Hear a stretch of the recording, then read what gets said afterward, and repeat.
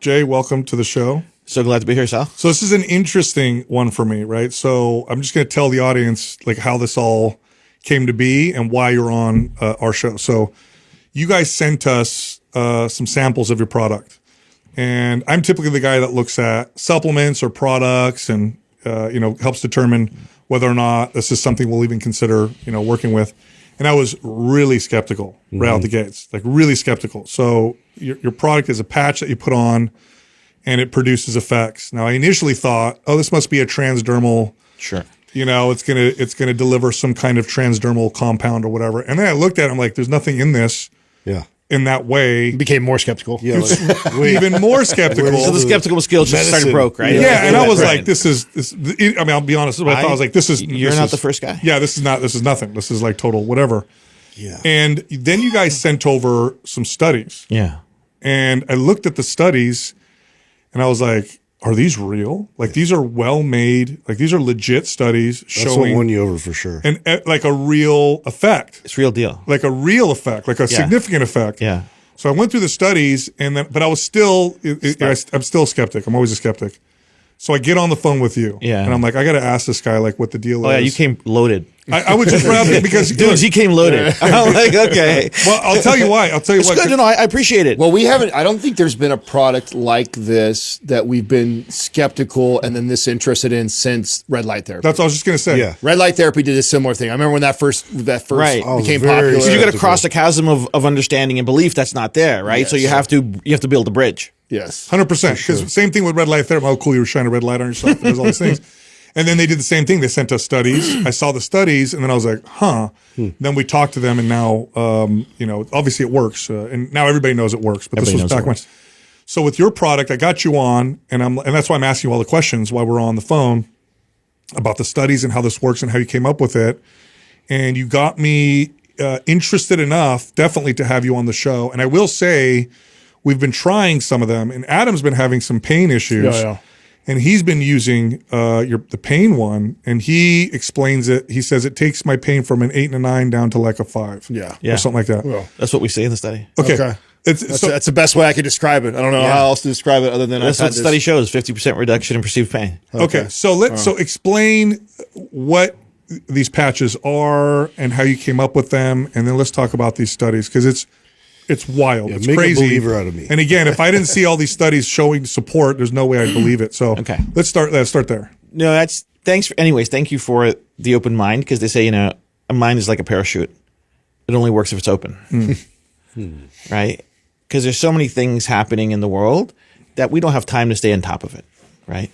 The second thing I'll preface, and we can go down two different roads. We can go down the really in-depth road, or we can go at the high level. And I think you dudes are going to be like, let's go into the deets, which is great. Everything in neuroscience, and I'll argue anybody, is a theory. If anybody says they understand how our mind really works and everything that it does and how it does, we don't know. All we can take a look at is develop theories and then figure out what's the likeliness of this is what's causing the cause effect. Okay. So if there's anything that I say that doesn't make sense, or you want a deeper information, we can talk about it.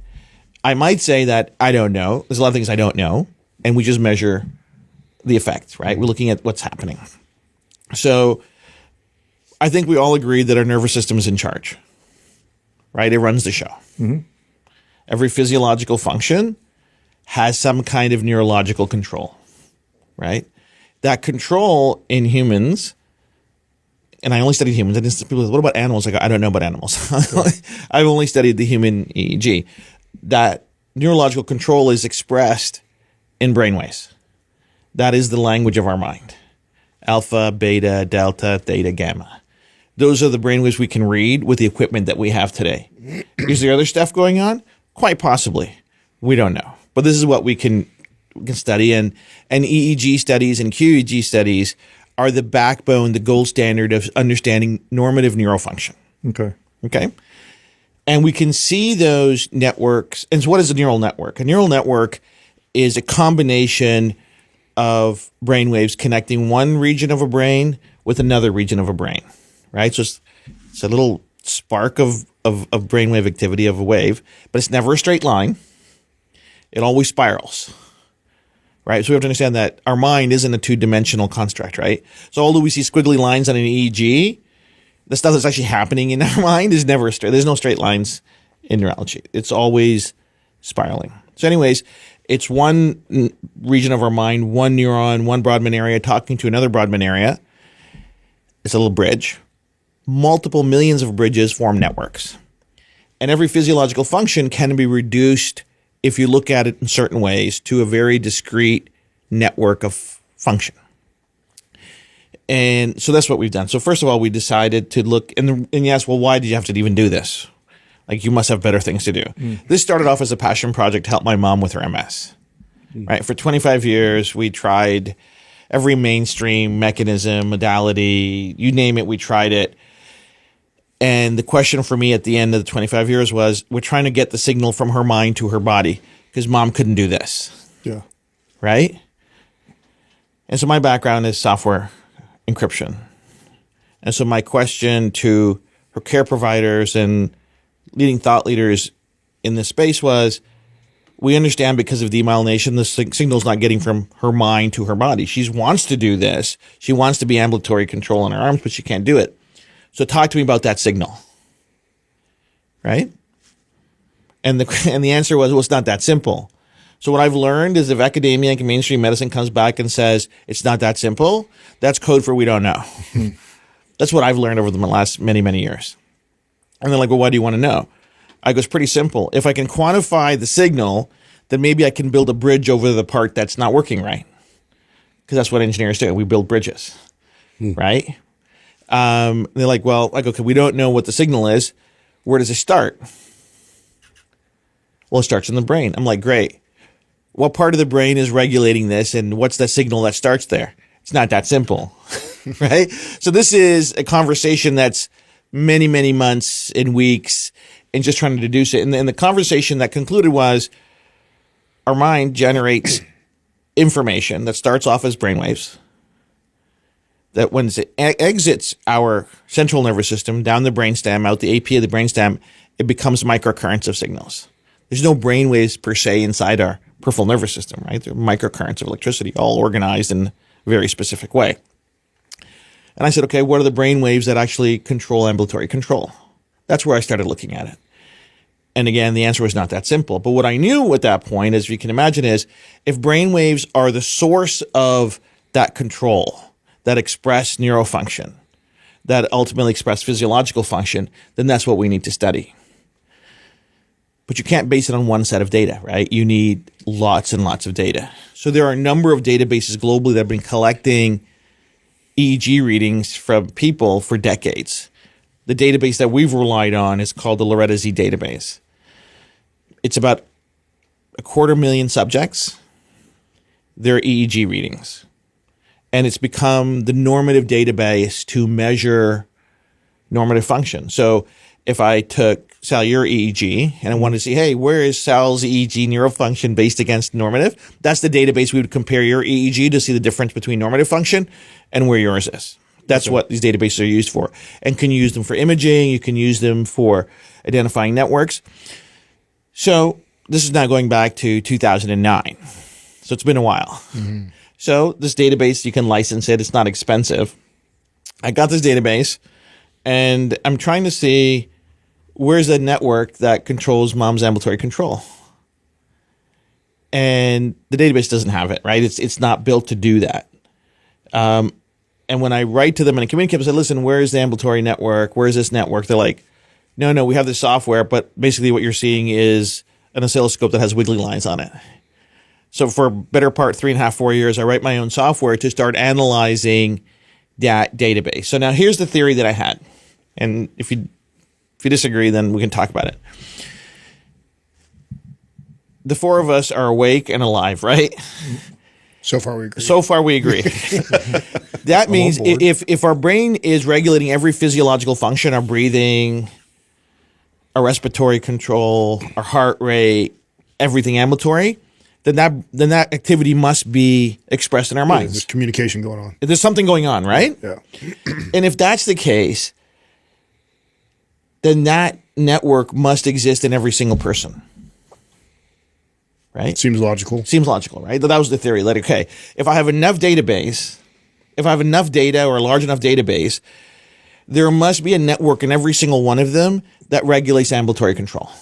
So you should be able to identify it. I should be able to siphon it out. This is what these brain waves look like in people with normal control. Yes. Okay. That was the premise. And you're trying to look for it. I'm trying to find And it. so you built software to analyze, because that's a lot of data and numbers. And so step one was creating software to compile all of this and give you what you're looking for. Well, it's pattern recognition, right? So it's based on machine learning, pattern recognition, delineation. So you can take any complex sine wave and you can reduce it to individual frequencies. And all this is just Fourier transform. This is mathematical constructs that have been around for a long time. It's signal processing, Okay. right? But it isn't one signal. It's a lot of signals. So what we had to find was the relationship between areas of the brain, Brodmann areas, the different discrete networks that are being formed in them, and find the one that's common across 99% of that database. You're looking for normative. I'm looking for normative and consistency. Does this pattern exist? So the ambulatory program that all of us have is hardwired, is organized the same way in all of us was, because no one teaches us ambulatory control. No one teaches us how to use our arm or legs. Right. No one teaches us pain. No one teaches us sleep. No one teaches us these things. These are pre-programmed. And so they must be the same. Otherwise, we couldn't function. Right? So I'm looking for that network that helps regulate our ambulatory control, vestibular response, balance, stability, control my arms, control my legs. Why? Because that's what my mom lost with her MS. Alleviate pain, improve sleep, boost athletic performance with no compounds, no supplements, something called haptic technology. It's literally a small patch you put on your skin, and it gets these things that happen. When I first heard about it, I was completely skeptical until Jay sent me the peer-reviewed controlled studies. Real studies, you guys. Like, you can look them up yourselves. The studies prove these things really work. My mind has been changed. We've experimented and used their products, and all of us notice a difference. It's wild. It's breakthrough. It's going to start a new category of how people can alleviate things like pain or improve their sleep or move better, boost their libido. The possibilities are endless. The company's called Super Patch. So in this episode, we talk all about the founding, the science, and just how wild it is. By the way, if you want to try out one of their products, you get yourself a discount. You can go to mindpump.superpatch.com. That link will get you $30 off their products. Now, this episode is brought to you by another sponsor, Seed. This is the world's best probiotics. So if you like the benefits of probiotics, you like the better gut health, you see what the science says for inflammation, for skin health, for energy, there is some evidence that shows that probiotics may help with fat loss. Go with the world's best. Go with Seed. Don't go with the competitors. They're not even in the same universe. Go to seed.com/mindpump. Use the code 25mindpump. Get 25% off. We also have a sale on our workout programs. Buy any MAPS 15 style workout program, get any other MAPS 15 style program for free. It's buy one, get one free. Go to maps15bogo.com. All right, real quick, if you love us like we love you, why not show it by rocking one of our shirts, hats, mugs, or training gear over at mypumpstore.com.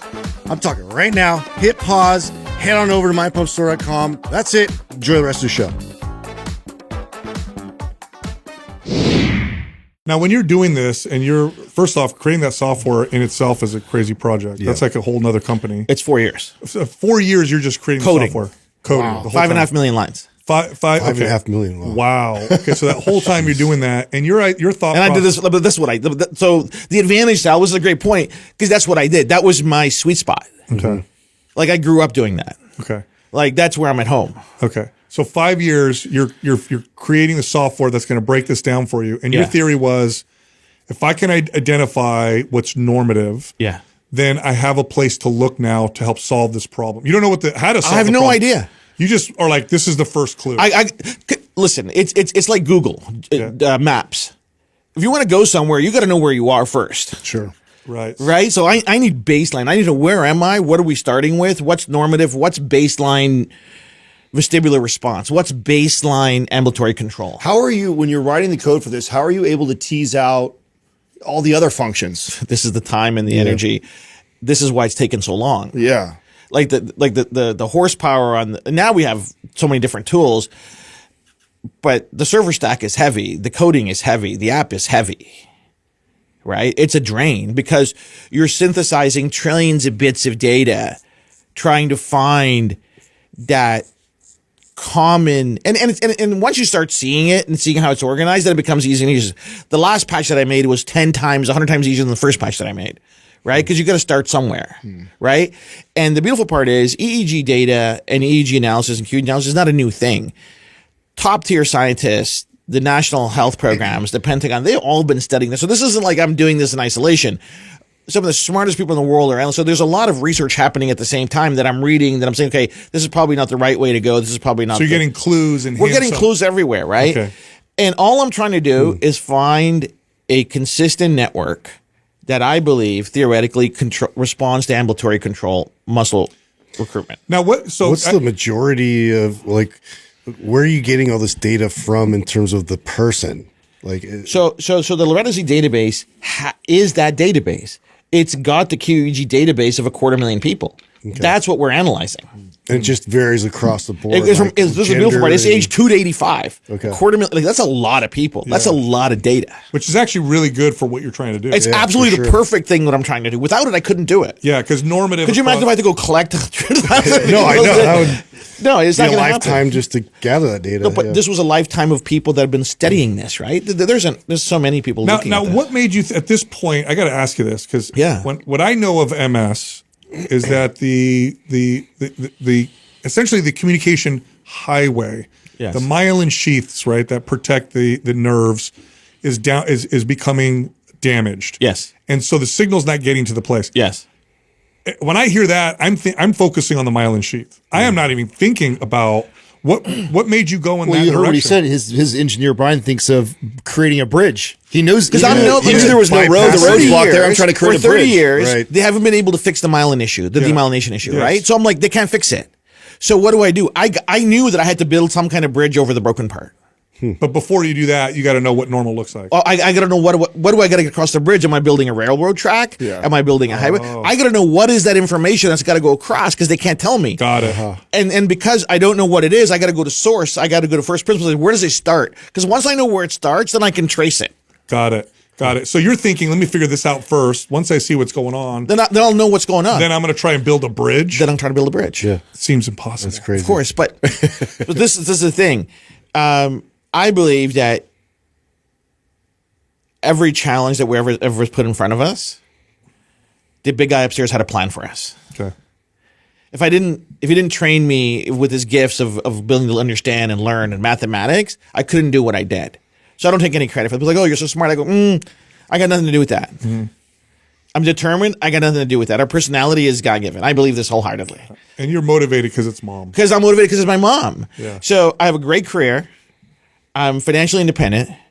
I got a great marriage. I got great kids. I take care of my parents. Check mark, check mark. I knocked the American dream out of the park. I hit for the cycle. Now what? Now what do you do? Yeah. Mom's still sick. So the motivation is there. The desire is there. The curiosity is there. And I have the time and resources to do it. If I didn't have the time and resources, this wasn't going to get done. No one was going to believe that this crazy guy was going to sit there for 15 years to figure this thing out. No one would invest in it. So if I didn't have my own resources to do it, it wasn't going to happen. Yeah, because that's trying to raise money for that idea. No chance. Impossible. No chance. Yeah. Now everybody wants to invest. I'm like, no. Yeah. No thanks.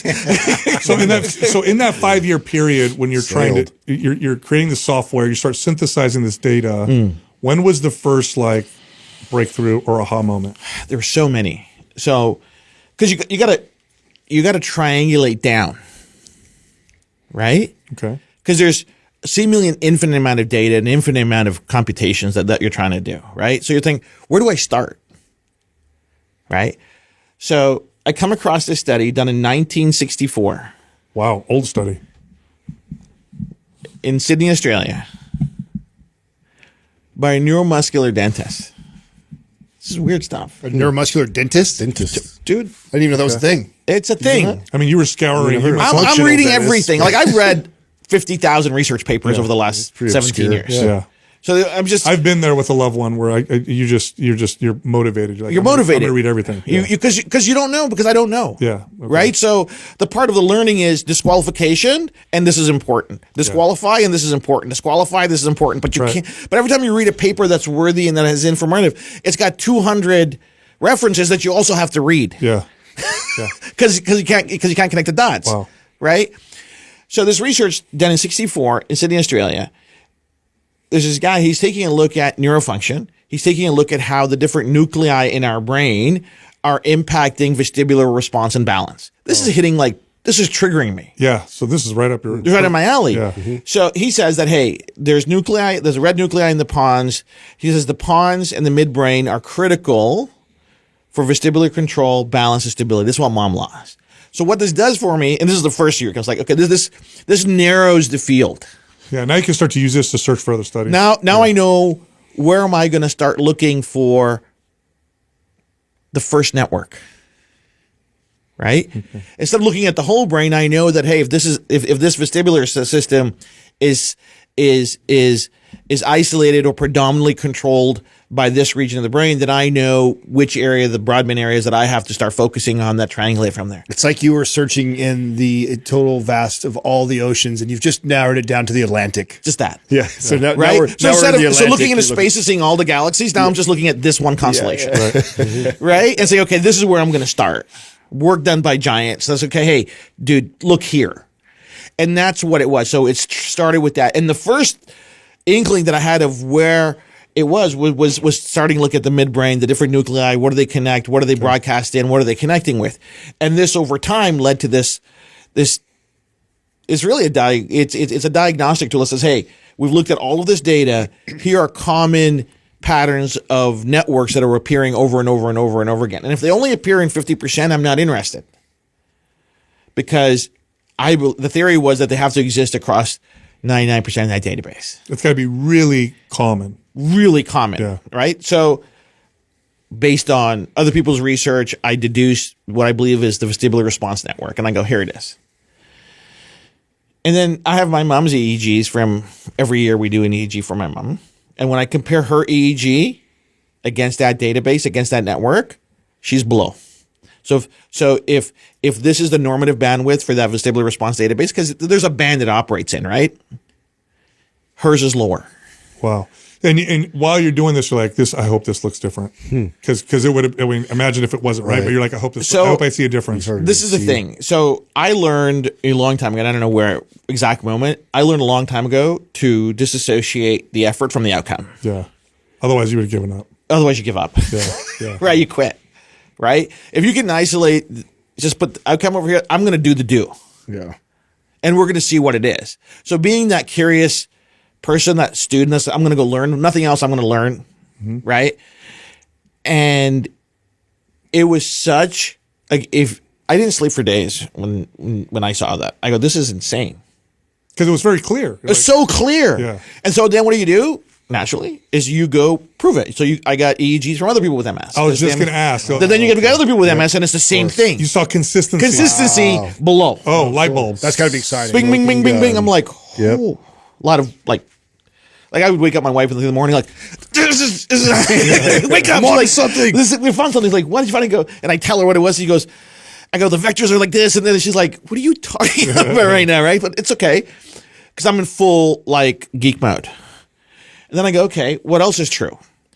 So people that have no control, there's other people that have involuntary control of their muscles, right? So if you have people that have muscle spastic issues, stress issues, stuff like this, and I put their network in, So it's above. Wow, what you would expect. Bro, well, I'm like, this is wicked. Yeah. But I don't know. So I'm like you. I'm like, let's see what it says. Yeah. Put the data in, and it goes ping. Yeah. Right? It's like, this is very cool. And I go, I think this is the network. So then you're looking at it, and I go, so now what? Okay, great, Jay. You spent all this time, energy, and money. You've done this thing. And how long until? When was it when you figured this out? How many years? This is 2014. Okay, so you started in 2009. Yeah, end of 2008, 2009. This is 2014. So this is 5 years later. This is 5 years. Your first breakthrough. Wow. Like that, I could see something. Yeah. Right? Bro, the discipline to go that long. Well, it's your mom, dude. It's a mom, bro. Yeah, Nothing you it's your wouldn't do. mom. Yeah. Right? Like, between me and God, there's mom. Yeah. That's how I came here. Yeah. Yep. right? There's a connection there that at the ultimate, I think I speak for myself. My mom is my creator after God, right? Yeah. And so I'll do anything for her. Mm-hmm.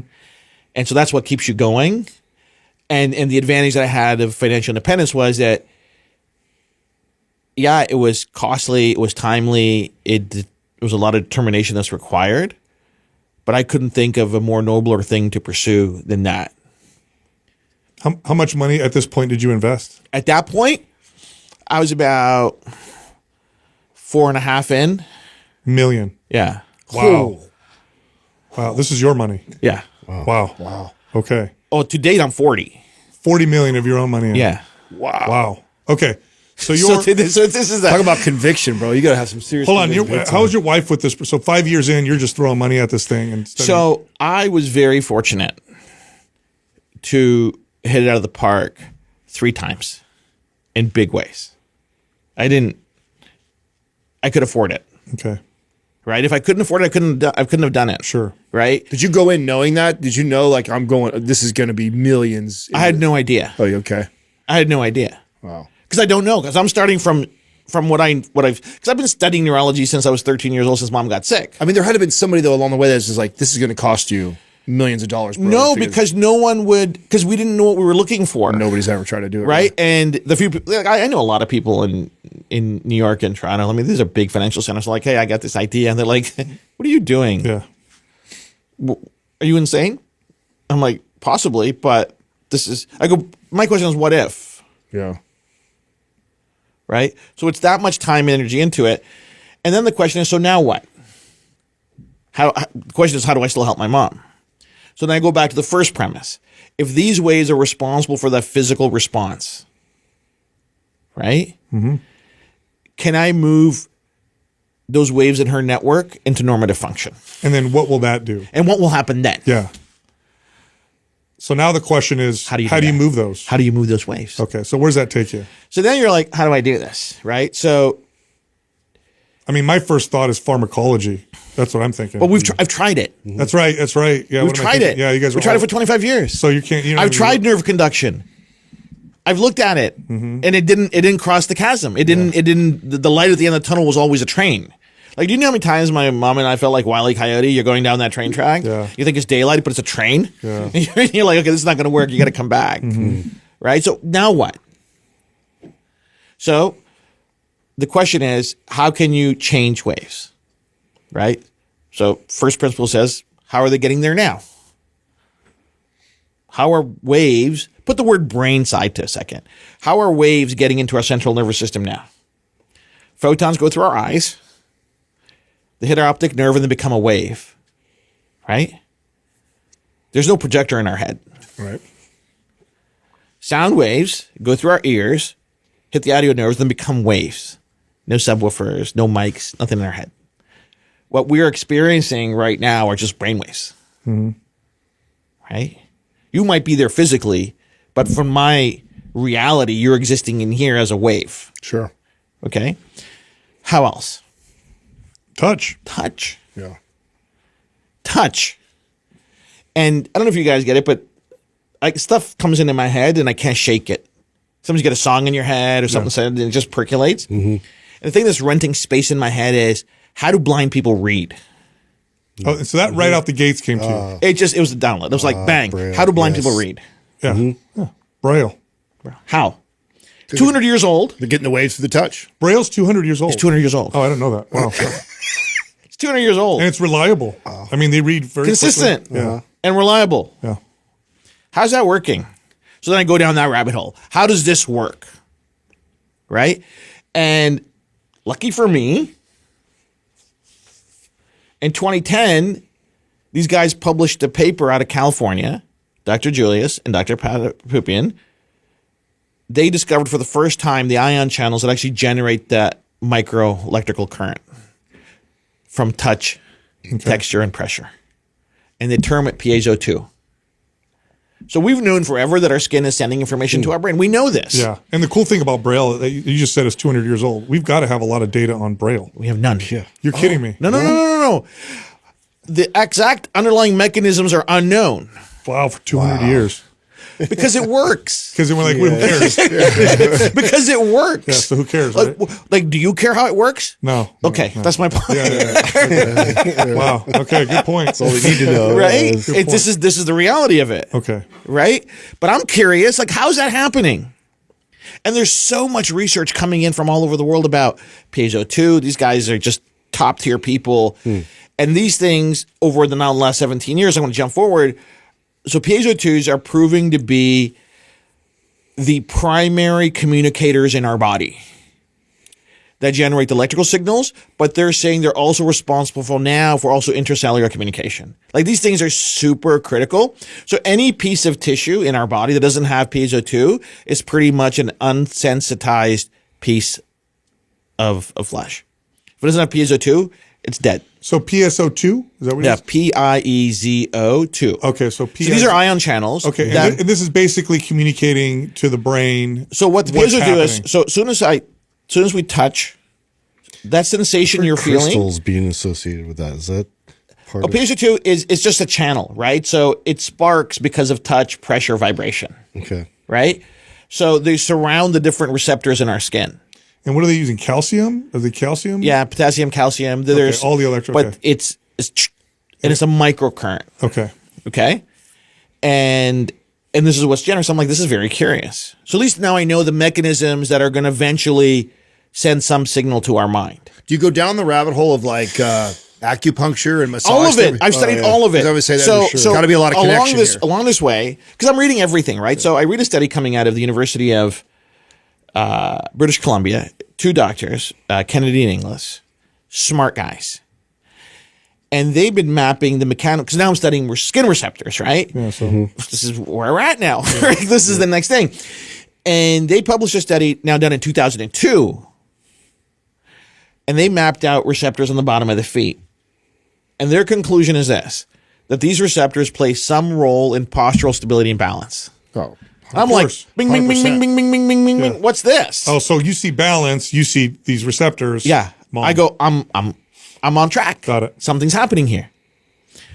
So more research needs to be done. Like, that's the famous line in all research, right? But more research. So I find one of these doctors. He's gone on to something else, and I said, "Hey, doc, my name's Jay. I'm trying to do this thing. I read your research paper. You said more research needs to be done. Do you have any more research?" Hey, Jay, thanks for calling. We couldn't get any more funding on this scope, so we didn't do any more research on it. They were knocking on heaven's door, as far as I was concerned. You see, academia is completely driven by funding for research. Right. If they don't get the funding, the research stops. Yeah. Why? And not to speak, because I think it's important, work with it is very important, but they're driven by the need to publish, Yeah. not solve a problem. Engineers have a different mindset. We're like, okay, there's a problem, Solve it. solve it. Right? So I'm going to try to find all the variables as a part of the solution, the equation that's going to lead to an answer that I need.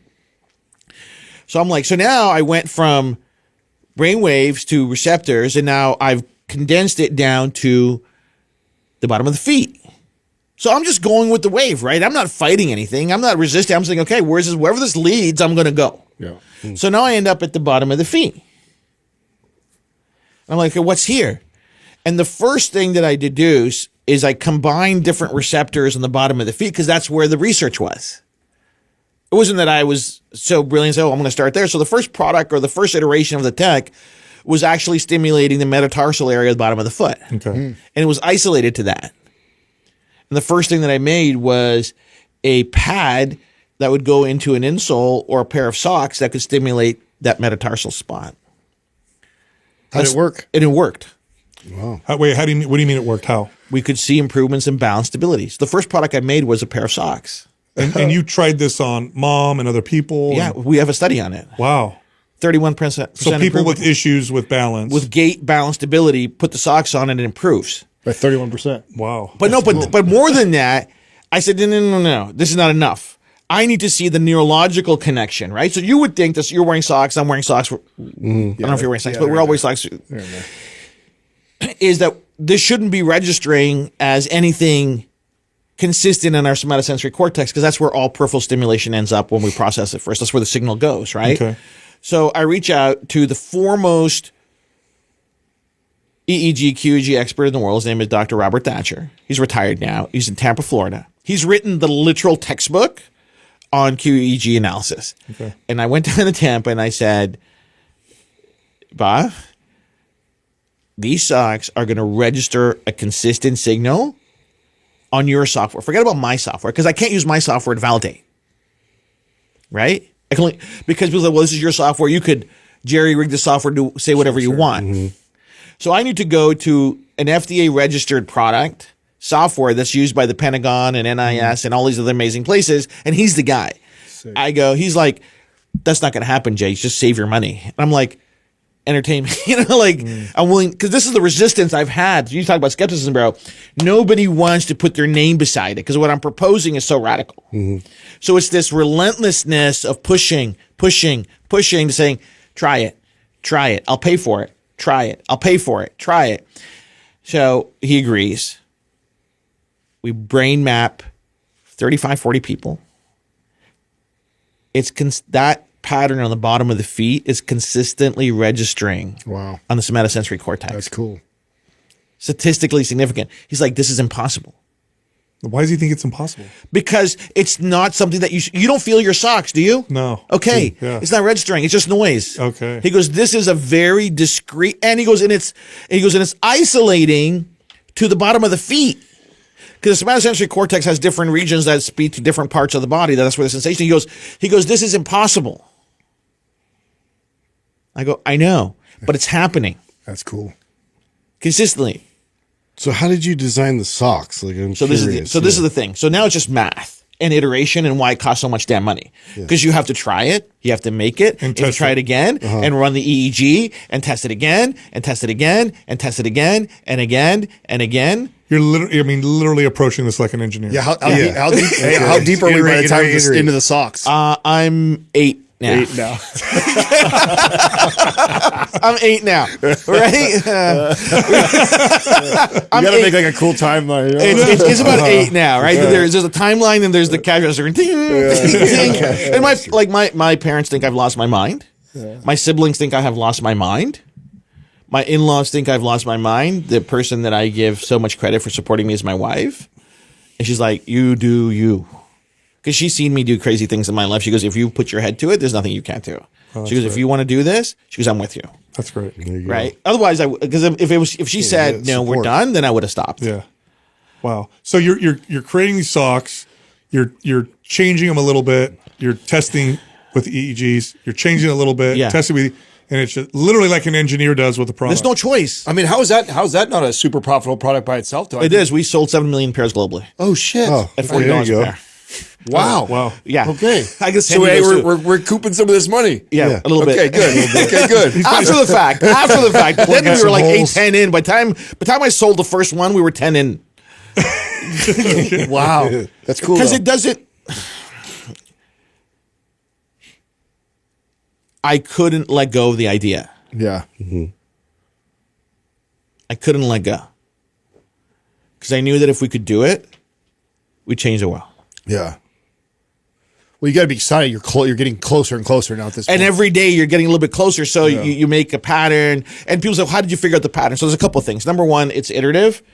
It's completely unintuitive how this thing works. You think it is the way it is, but it's not. And it's also completely proprietary, right? I mean, there's a lot of time, energy, money to figure out that algorithmic relationship between every sensor in our body has a complex relationship with all the sensors around it. Right. Mm-hmm.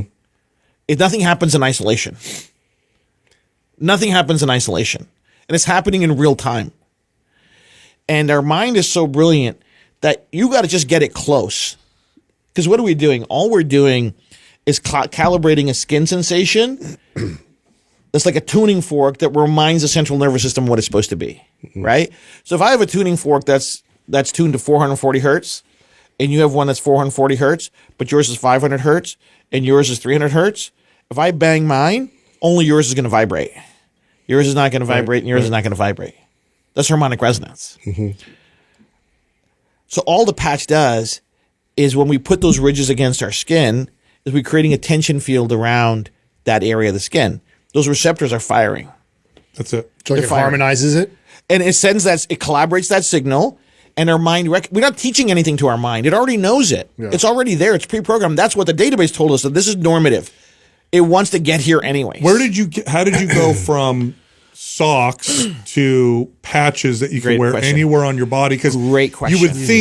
I would think, oh, bottom of the foot makes sense. You stand on your feet. Of course, that has to do with balance. Are you thinking like, are there different parts of the body that are associated? No. Yeah, but also the 35 people you were testing this was this consistent across the board? All of them, every single one, 35, 100%. Same experience, all registering. Mm-hmm. Okay, and I'm like, okay, cool, this works. This is great. But what else can I find? The question is, what other patterns exist? So the socks is going, it's great. Mom loves the socks. Her energy levels are higher. I can't get her out of the wheelchair because of entropy over time. It's just one of those things. But what else can I improve? So I just start finding new neural patterns. From all this data. You're using your software to look I'm using the software to say, we have this one. What else is there? Then you say, here's a pattern. It registers a neural network. What does it do? Then you have to go out there and look at mainstream medicine and other research saying, okay, what could this likely be doing?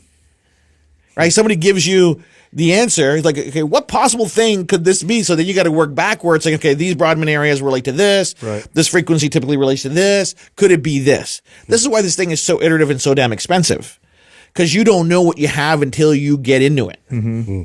Right? So then you have these complex patterns that to stimulate it, it's going to require very complex stimulation on the skin to do it. And I know the bottom of the feet's not going to offer me that.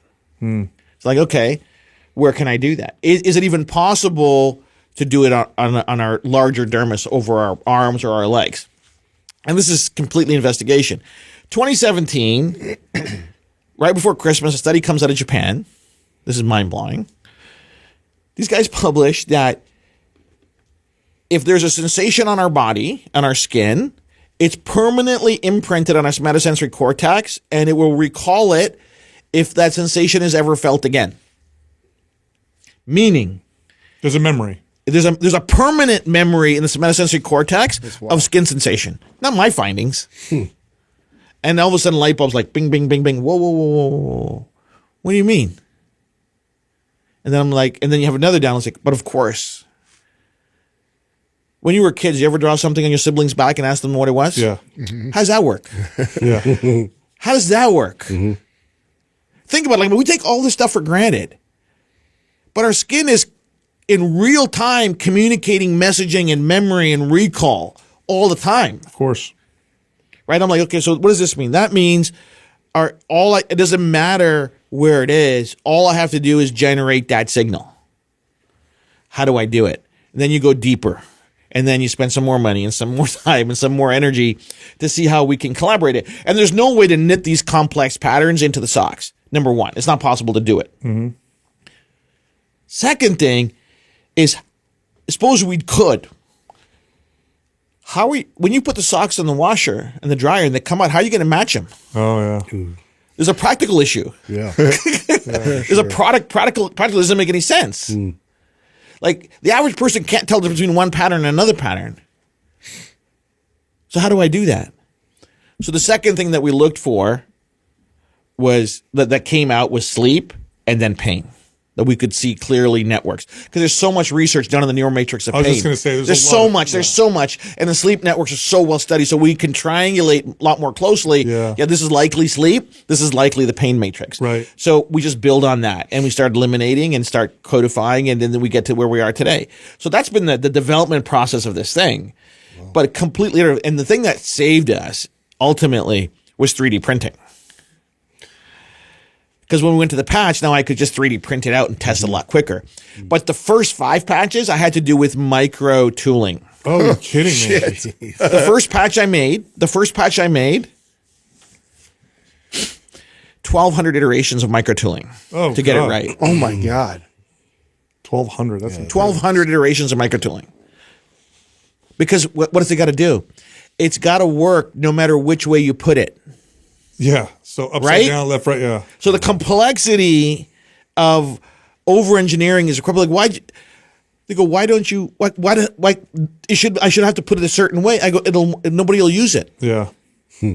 If it had to be directional or located in a certain place, this is dead.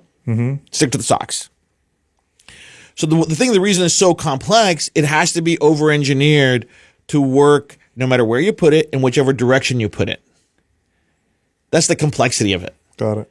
Right? But that complexity to make requires really precise micro tooling that you have to go over and over because you're not going to know until you make it.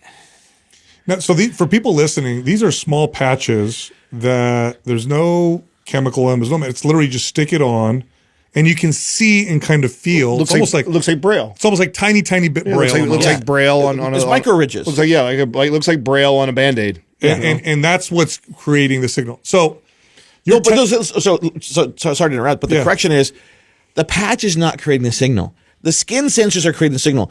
The signal is endogenous, meaning our body is creating it. Right. All that the patch is doing is creating tension on our skin and the receptors by putting it against it, right? And then people ask, well, yeah, I can see you putting it the first time, but how does it still keeps working? Yeah. Right? Every movement. Now, I'm wearing one right now, right? And I've already admitted how much I notice a difference in the pain. How have you done tests or have you done studies where if I were to just push my finger there, instead, like what would that say? Would it do something different or would it do anything? So surprisingly, there's a lot of research on that. Because I think that has to do with like acupuncture, massage, acupuncture, all of it. So the natural thing is when we get hurt, we rub our arm. Yeah. We're interfering with that signal. That's all we're doing. That's all we're doing. We're causing another signal just to cause static on it, right? That's why icy hot works, by the way. Same thing. It's just confusing the signal. Well, even when you say right now, like that's such a we do it with my son. Like he hits some. Oh, just rub it. Rub of course, it. but of course, like, it's not like you're fixing. No. But we take it for granted. Yeah, right? Exactly. It's not like someone. What is the mechanism? Like, we're confusing. I didn't read a research paper on that. I was like, you just do that. You've learned innately to just. Here's another thing. So you guys might be aware something called stochastic resonance, right? Meaning that if you put noise against a faint signal, the signal becomes clearer.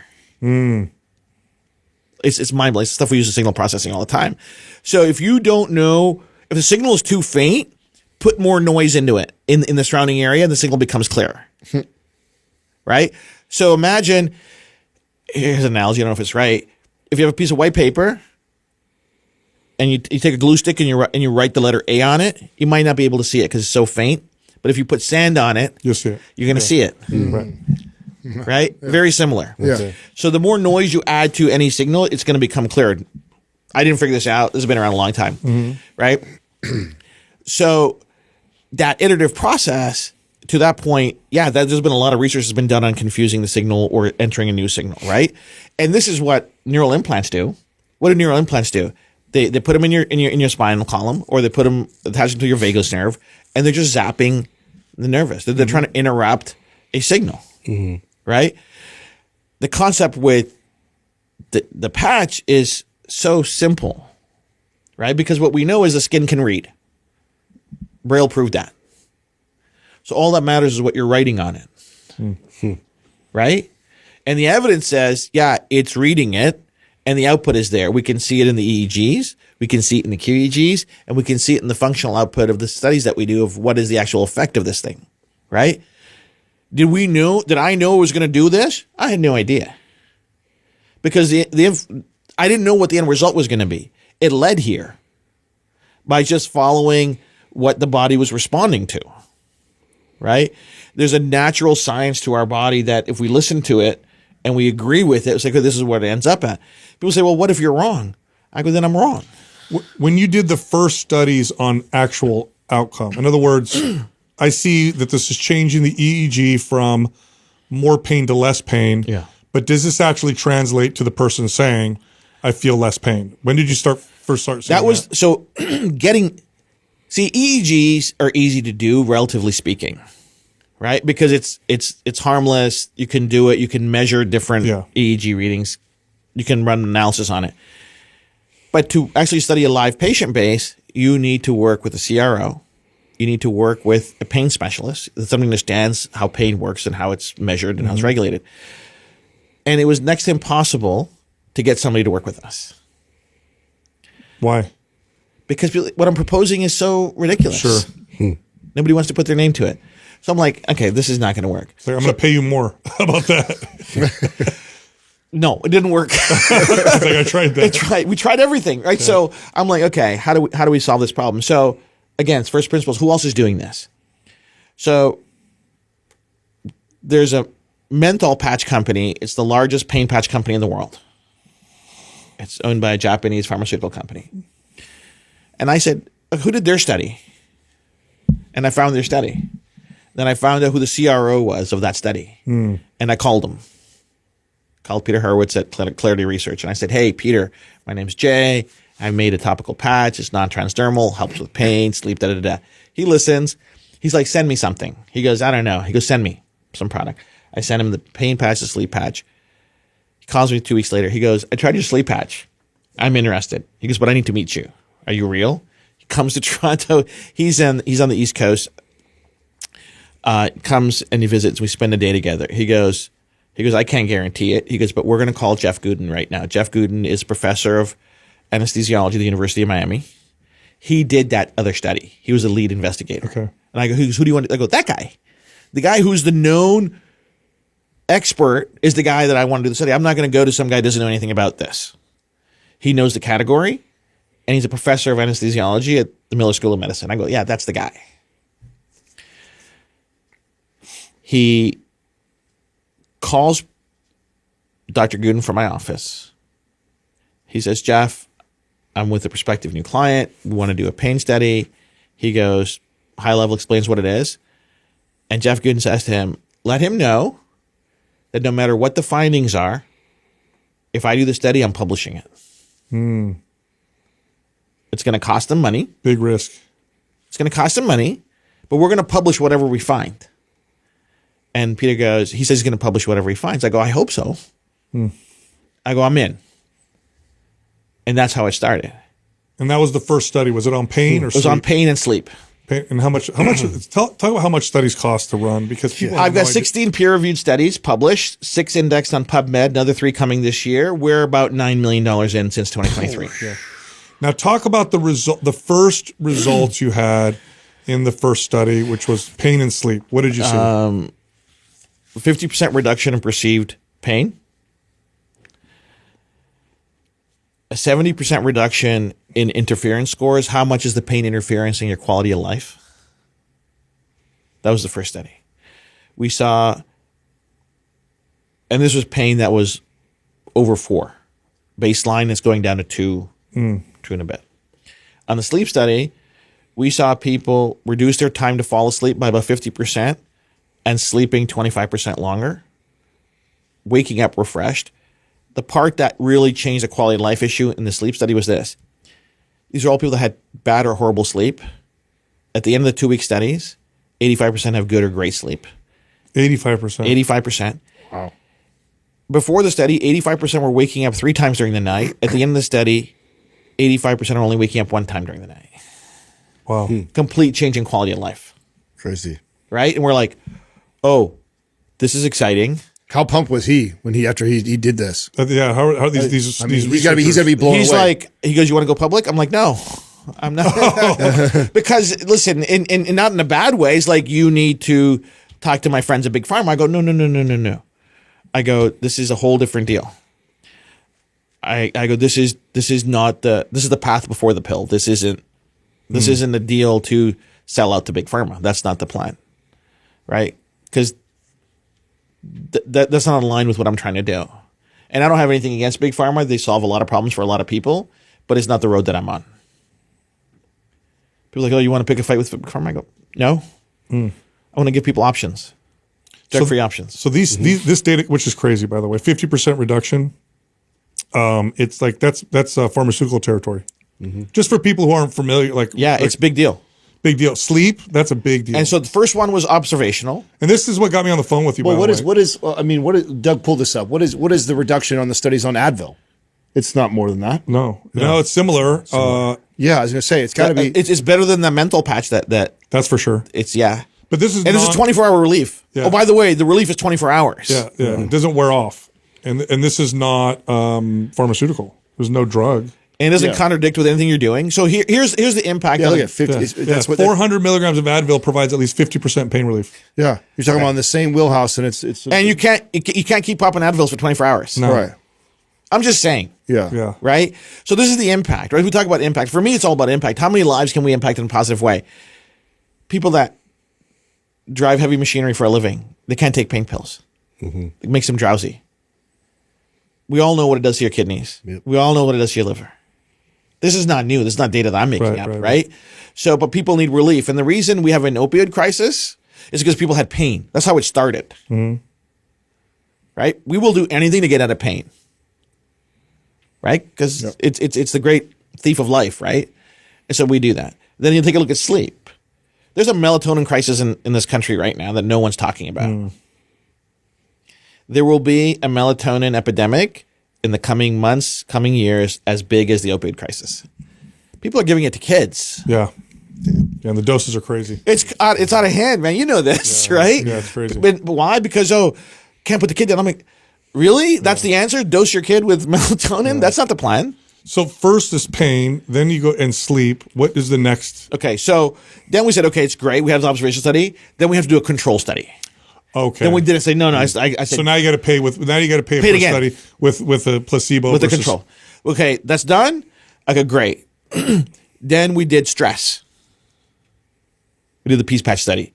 33% reduction in perceived stress and a 24% improvement in mental health factors without a pill. Yeah.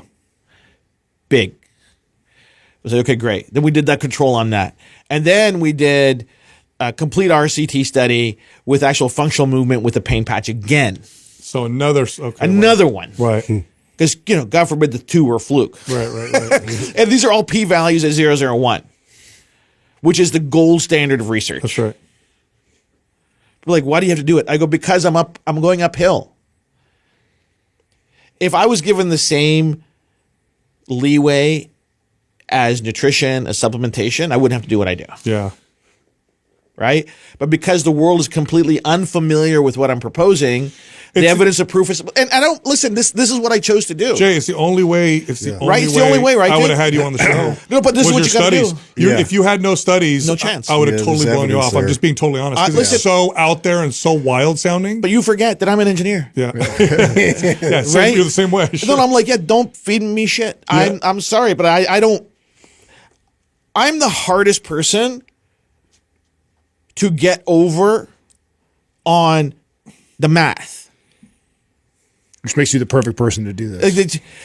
People give me some stuff. I go, this is not real. Like I see problems in Excel spreadsheets and production. I'm like, yeah, that's wrong. How do you know? I go, this is what I do. That's wrong. You could put a spreadsheet the size of this table in front of me. I'll look at it for 30 seconds. And go, yeah, see that data, that number there? It's off. They go, why? I go, I don't know. You wrote it, but that's off. So I got to ask you this because this is totally radical, totally different from anything else. The data is wild, and you have 6 published studies now? No, 16 published 16, studies. excuse me. 6 on PubMed, 3 more coming. So reviewed. And so this is all peer-reviewed, published. But there's actually better. So we've presented our research at 25 of the leading medical congresses in the world. I was just going to ask you, because this is a totally brand new area of research, medicine, science. But it's growing. Okay. So because of you now, are lots of people now investing time and energy in this? So many. Yeah. Really? So many. We get calls for collaborations from big pharma, from universities. There's a lot of things happening in the background. And I said, listen, my job and my role is impact. What I'm not going to do is give away our IP because you have to, I go, listen, there's things we'll do and things we won't do. Yeah. Right? I got here without you. I'm going to get there without you. Yeah. Plus you're 40 million in. You got to make your money back. There's an economic engine to this, right? Yeah. But this is the thing. The impact is real because of the response we've had with the product. Mm-hmm. We have millions of users across the world. The product's available in 35 countries. I tell you what, if it wasn't, because when you guys sent us the patches, I put on focus first because I just think it's fun. So let's see if I get more focus. And I thought I felt something. I'm like, I'm more focused. But you get in your own head. Is it placebo? It's all in your head. Yeah, is it all placebo? But literally, it's all in your head. Right. And then, Adam's trying out the pain one, and I try the sleep one out. And I come back, I'm like, I'm telling you guys, I think this is crazy. And then I look at the study, I'm like, this is wild because it's not like a little bit of a difference. No, it's significant. It's a really big difference. It's in the statistically data. significant, Yeah. and it's clinically significant. Right. Yeah. That's where the rubber hits the road. Explain the difference. So statistical significance is a math thing. Yeah, it's like, is it more than 4%? More than the? Is it this? Like, it's with a p-value. So statistical significance is p-value. Right. Do you have enough people to get you a p-value that's strong, right? And I told the guys, I go, listen, we got to get 0.005 is what's required, but I want 0.001. Why? For me, again, it's detached from the outcome. If I don't get the result I want, that just means I got to go back and redesign it to make it better. People say, what if the study doesn't come back? I go, that's just the answer that I didn't design it right. I know that this is possible because of what the EEGs, I know I can get it there. I just didn't design the right stimulation. So I got to go back and I got to do a better job, right? Or a newer job. And that gives me so much freedom to not worry about what the outcome of the study is going to be. If it doesn't work, it doesn't work. Right. I'll go make a better mouse trap and you do it again, right? But if I was a public company or I took investments from people, all of a sudden it's a different game. Now you're answering to different stakeholders. Talk I need about to make my money back. just because we have a fitness, because you guys have a lot of different patches. Yeah. Talk about the athletic performance. So that's the last study that just dropped, the Victory Patch. Okay. So explain that. So what does the study show on that? Because it's obviously a fitness. So we did audience. this at the University of Arizona with the athletic teams, done by Dr. Mark Saker, who's head of the medical director of athletics at University of Arizona. So we went, okay, where would it be cool to do this study? So now we're getting traction because we have studies, right? Now we're getting people that want to do studies. It's weird how that happened. Now I'm Right? excited about it. Yeah. Yeah, it's because he was skeptical too. He's like this. I go, Mark, but what if you're the guy that brings this to the world with me? He goes, yeah, because I'm not interested. He goes, talk to me. So I spent days with him, walking him through step by step. He goes, this makes logical sense. I go, if it makes logical sense, there's no harm. We're going to get the IRB. Everything's done. We do this. So this is what we found with their D1 athletes: a 5 to 8% performance improvement in lower extremity power, knee extension, power output. Wow. And we see a statistically significant improvement in body symmetry, meaning weak side becoming as balanced as the dominant side. Right.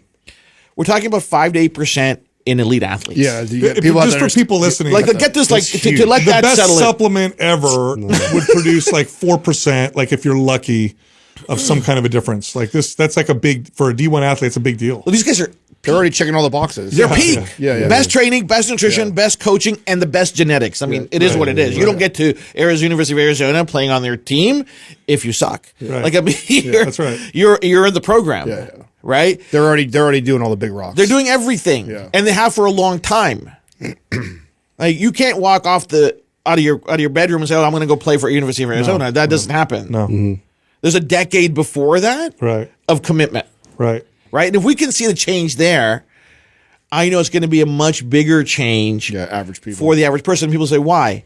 I go, it's real simple. We adapt downwards with our neurology. Yeah. Because we can't consciously speak to those systems.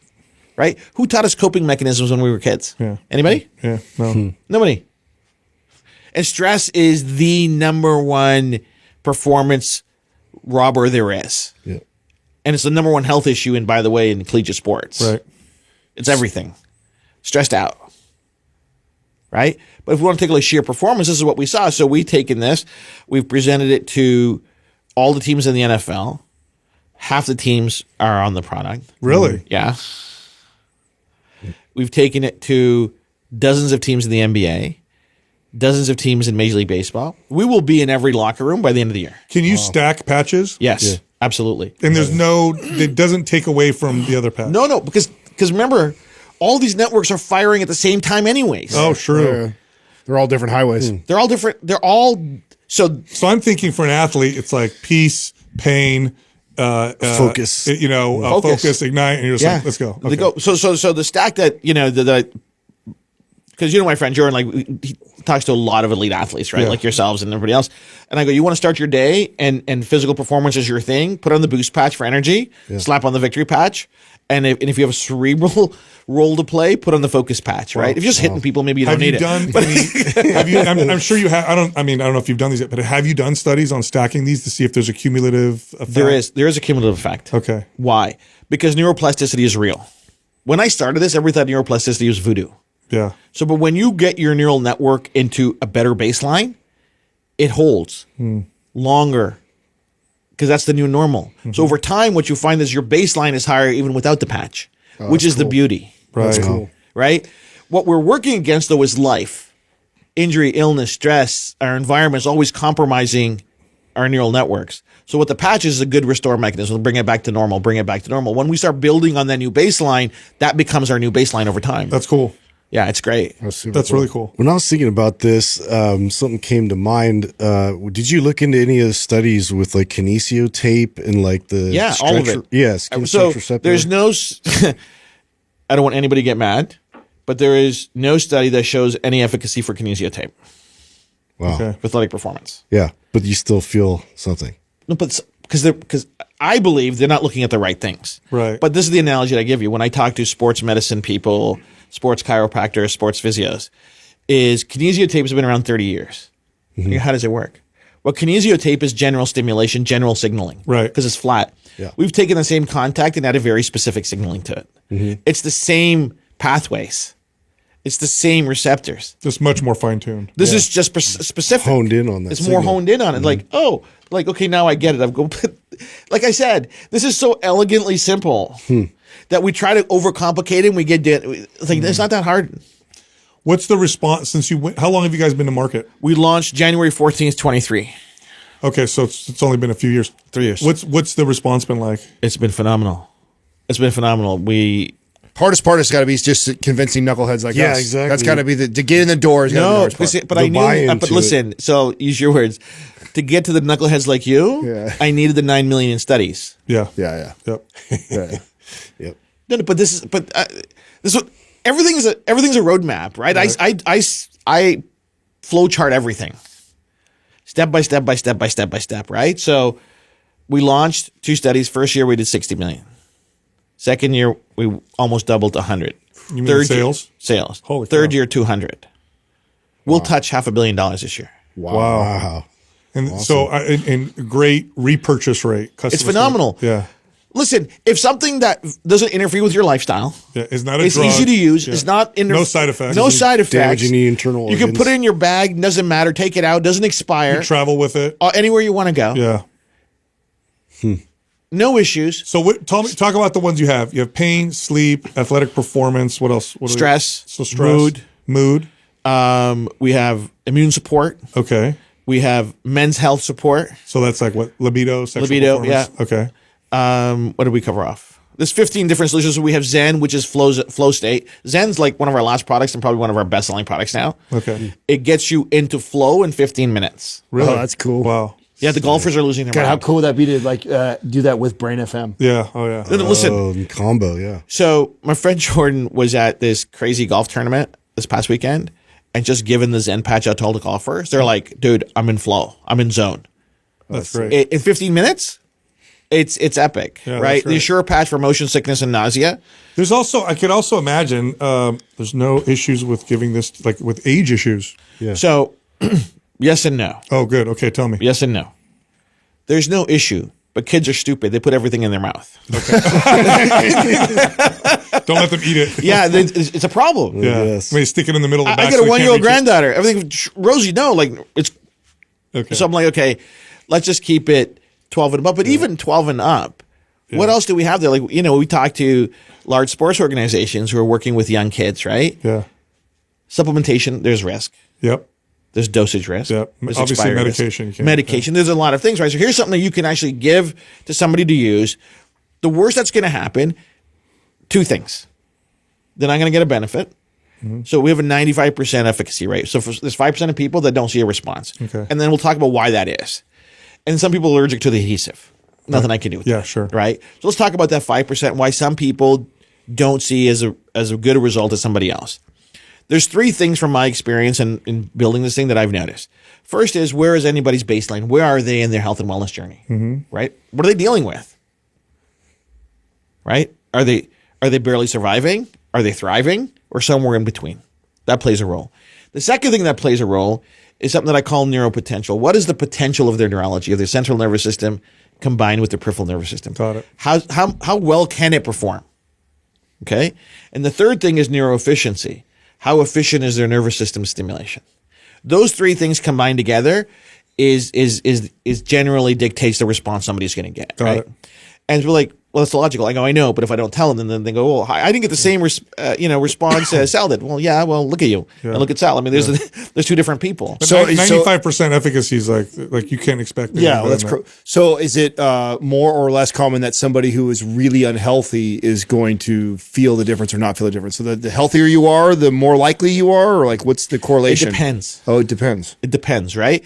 So we don't talk about conditions, right? So we're classified as a as a class 1 medical device. Okay. Right?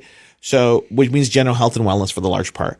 We could talk about the thing that's changing. So the study shows pain relief. The study shows But you can't say this is for this disease. migraine or this is for No. Right. Right? Why? Because now we're getting into classification of a condition and a disease, Totally which we don't want to be into. Right? So people say, look, what are you dealing with? I was asked, what are you dealing with? Aches and pains? Try the Freedom Patch. Got it. You're not sleep. Well, sleep is not a disease, right? But if you need better sleep, do this. Stress is not a disease. Right. You can have stress. It's not a disease. We all have stress in one way or Right. another, right? So we're because I don't want to cause problems for myself or the company by going down roads that I don't. Have you thought about looking at appetite suppression?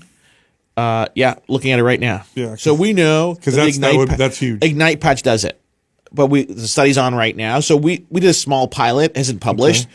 We saw about a 20% improvement in RMR with the Ignite Patch, and we see wait, 20% improvement with resting metabolic rate. Yeah. So someone's metabolism got faster. Yeah. By 20%. Yeah. In about hundreds of calories in a study. It's on right now. Wow. Yeah. Yeah, that's fascinating. Well, that's crazy. It's nuts. And part of the feedback we're getting from the people in the study is they're not hungry. Also. Yeah. Wow. Huh. Well, that's wild. But again, until it's published, yeah, we keep going. Yeah. It never ends, right? For me, it never ends. Like when we started, the patch were 2 inches by 2 inches, and I found they were too big. Mm-hmm. So we spent another $6 million to make them 1.5 inches by 1.5 inches. Okay. So the money goes fast. It goes really fast because, listen, if you commit to something, you have to commit to the innovation, right? There's an inflection point in every business. There's an inflection point in any industry. And the only thing that fixes an inflection point is solving two issues. The only way to do it is either give new value to your current customers or create new value for a new base of customers. Right. What that involves is innovation, right? There's a reason there's a new iPhone every year. And everybody buys one. Right. Right? We're all suckers. Well, but the reality is there's some feature there that people want. That's right. Yeah. Right? Yeah. And they brilliantly design it that way for sure. But listen, though, but even what you gentlemen do, right? The iteration of your production. Sure. Of your messaging, of your commitment to yourself. There's a transformation. I saw those pictures outside. Yeah. Right? Yeah. You're different dudes now than you were when you started. Yeah. Well, this is smarter, wiser, better. I mean, look at this place. This is $1 million studio. Well, it's so fascinating, so interesting. If it wasn't for all the studies, I wouldn't have given it a second thought. But the studies are real. People can look them up, you guys. They're on the website. Yeah. You can find them. They're real studies. The results are legit and they're repeated. We've experienced the effects, and I mean, it works. It's really wild. It's crazy. It's a completely different category. You've invented a completely different category. Here, Thank you for saying that. And so the last person. So for me, it's always about the best. Make the best thing. I focus on that. Work with the best people. Hire the best people. Make the best product. Right. And so in health and wellness, the last percentile is physicians. That's where people go to get better. Mm-hmm. So my goal was to be the number one drug-free wellness solution recommended by doctors. So as of this morning, we're over 5,000 MDs in America recommending our product from their offices. That's great. Wow, that's cool. That's awesome. Why? The study, Sal. What you said is the reference point, right? Yeah. Without that, none of that happens. No, true. Right? it doesn't work. Yeah. But you've just created a completely new category that Yeah. I'm sure other people are going to try. Yeah, they're going to They try. through. Oh, no, they come and they try, and then it doesn't work. But you've patented your stuff. So we it's- protected ourselves really Yeah. well. Yeah. Like maniacally well. Okay. And so, and then so they try to copy. If they don't copy, they try to buy us, and so we're not for sale. Will you remain private? Will you- Always. That's cool. This is a legacy. That's cool. Yeah, my son and my daughter both work with me, so they're well in tune awesome. in terms of what needs to happen here. The goal is to bring drug-free wellness to the world, right? What the world has experienced 4 years ago, I'm not down with that. People need a choice, Yeah. right? Yeah. Definitely. Option, do what you want, but give me a choice. Give me Give me a choice, Yeah. and then we'll go from there. It's the no choice part that I don't roll with. Yeah. Same. Yeah, I know. Yeah. No choice. a hard What are we time. talking about right now? Well, Jay, this has been awesome. Thank you, man. And I think our audience is going to be convinced like we are remarkable. Thank the you. amount of energy, time, and money you spent to do this really blows me away. That's So Yeah, impressive. lots of That's dedication crazy. there, It's yeah. a lot of time, you're talking years and years and years, tens of millions of dollars. Studies alone are super expensive, but you've literally created a completely new category I appreciate you guys. of treating issues and symptoms. This is a completely new category. Well, listen, You're brother. the first. You're so kind to say that, and thank you. And it is a category of one. There's nothing like it. No. This is the reality. 85% of people in any doctor's office in America are there for one of three reasons: some kind of aches and pain, poor sleep, low energy. Yeah. Let's solve that. Let's make impact, right? And so, meeting all of you guys and Sal Taddy on the phone. I mean, you guys are the cohorts that we want on our side, right? To bring this message to the world, because it's all education. Yeah. It's all awareness and education, right? So let's do it, man. Let's get it out I to the world. appreciate you coming on, My pleasure. and I know that I told you come on and I'd question you and have It's you all talk good, about man. all the study. But like when we talked on the phone, you were able to provide all that stuff, and it wasn't like I made it easy, but you showed me all the stuff. And I'm Yeah, like, no this- fluff, man. Yeah, All dude. there. So great job. Well, thanks. But for Great me, it's like, explanation, yeah. listen, it's just like, let's talk about it. Yeah. Yeah. Well, Right? because There's things you're- I don't know. It's like, well, why does that do that? I go, I don't know. Yeah. But you're not BSing. This is legit. You got the stuff to back it up, the data to back it up. That's the part that's the part that people don't understand is you got to do that. yeah. Right? Yep. You got to do that, especially when you're thinking, well, here's this magic patch. Yeah. And by the way, there's nothing in it. By the way, it's like, oh shit, here we go. Yeah. Like what? Like people like go, this is not a Harry Potter patch. Like this is science. There's no hocus pocus here. And like read the research. Nobody reads it, by the way. Yeah. No, that was the first thing I looked at. Yeah, we do. I know you do, but, the magnets or something, Oh, yeah, well, like- people say, people ask me, they go, how does this magnet thing work? I go, I don't know. I didn't make that. I made this. Ask me about this. Just this. Right. But the category is blowing up. So did you hear when Nike launched that shoe, the Mind shoe? No. Oh, yeah, Oh, yeah. yeah. You Yeah, talked yeah, about They it. got those little stimulators in the I go, I did that 15 years ago. I go, you guys are so old. Right? Dinosaurs. But they still don't get it down. And you know what they don't have? Research. Yeah. Do you still sell the socks, or do you sell Oh, it all? absolutely. Oh, so you do still sell socks? We do great. Yeah, I think that's cool. That's awesome. Yeah, it's awesome sauce. It's really, I just love seeing the change on people. For me, that's the thing, right? It'd be like, he goes, oh, you must be, made so much money. And I go, we put it right back in the business. Yeah. There's no other choice, Yeah. right? If we want to get this to where we believe it This, could I be. mean, you pioneered something. Is what you've done. Yeah. You really pioneered something. well, the first guy through the door always has a bloody nose, so I got that too. Well, hey, man. Very cool. Thanks Very for coming cool, on. Jay. This was My pleasure, really, boys. really Yeah, it's awesome. impressive. Really appreciate what you're doing. You guys, And won me over. like I said, one of my favorite things about what we do, regardless of how stubborn paradigm I is can shattered. be, is I love getting my paradigm shattered. I love getting my mind changed. You totally did it. Yep. Thank And you, so, yeah, great job, dude. Thank you, dudes. Great job. Appreciate Thank you you. guys all. Thank you got so it. much. Right on. All right, I know you liked that episode. If you did, check this one out. Walking, it's one of the best things you can do for your health, bar none, but there's a better way to approach it. Yes, you can just walk, but if you follow the right protocol, it's far more effective. Let's talk about walking. I can't wait to hear your walking protocol. Well, there is. There is a protocol. So, and I'll start with the first thing, right? Because just first off, let me start with this. One of the reasons why walking is such a great form of just activity is because it's low risk of injury. Now, some